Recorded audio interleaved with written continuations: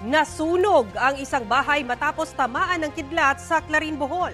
Sa Maasin, Iloilo naman, patay ang 3 bata matapos matrap sa nasusunog nilang bahay.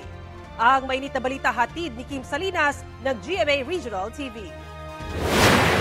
Diyos ko, Lord!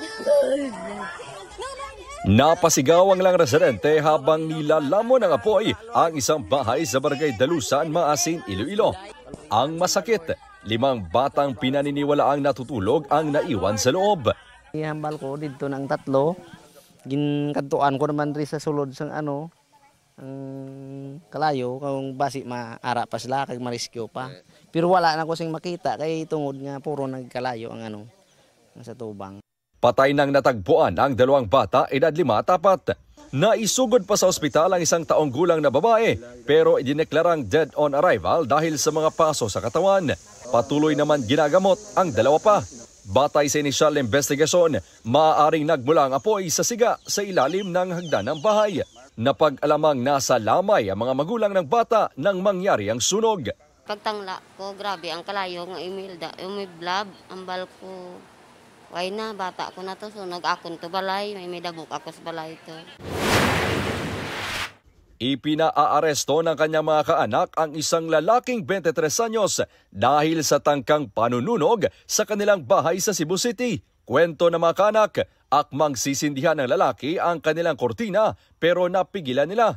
Sa investigasyon ng pulisya, lango sa alak ang lalaki nang nagwala siya. Paulit-ulit umano siya nagrereklamo na pagod na siya sa trabaho at nahihirapan na siya, lalo na't siya lang mag-isa ang naghahanap buhay para sa pamilya. Nanlaban pa siya sa mga umarestong otoridad. Dahil dito, sasampahan siya ng reklamong disobedience to person in authority, alarm and scandal at arson. Payo naman ng pulisya sa mga mahilig uminom. Wala man nato gibawa ng pag-inom, ba't mag-inom ganit ta, ibutan na to sa tiyan, dili sa ulo. Then kung na mga problema, dapat istoryahan nato na, diba? Kung ang problema, ang ihang claim nga, murag na siya problema sa pamilya, istoryahan nato na. O problema sa mag-asawa, istoryahon nato na. Kay way mahuman, mas mudako pa ang problema o ipaagi nato ka ng mga kaaligot-gut. Sa Clarin, Bohol, nasunog ang isang bahay matapos tamaan ng kidlat.